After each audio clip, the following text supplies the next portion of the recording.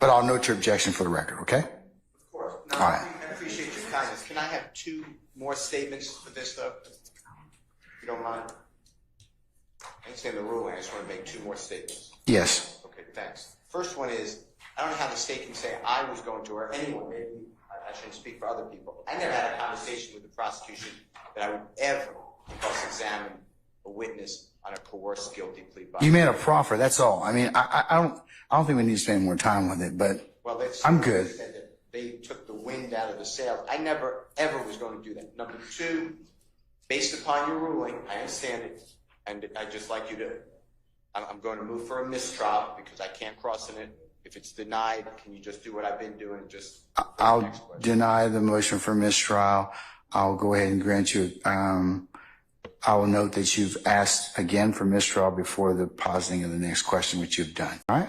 Mr. Matthews, did you have something you wanted to tell? Yes, I just wanted to chime in on that issue that's just been addressed by the court. I wanted to. Which issue, sir?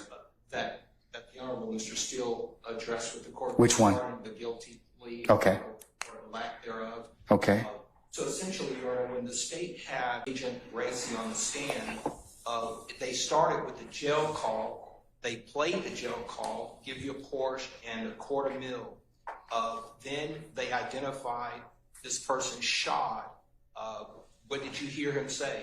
Heard a $250,000 Porsche purchase. What was significant about that call? And then, Your Honor, the state said, now did a month later did Jimmy Winfrey plead guilty? Testimony, the response was he pled.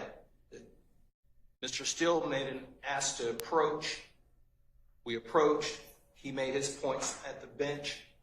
After he approached, that's when the state furthered their question and said, hey, did something occur a year later, and did he take another plea? So that was afterwards. So in my mind, Your Honor, that sequence of questioning by the prosecution led the jury to assume and conclude that it was after he heard a $250,000, after he heard that a Porsche was going to be given to him, he pled a month later.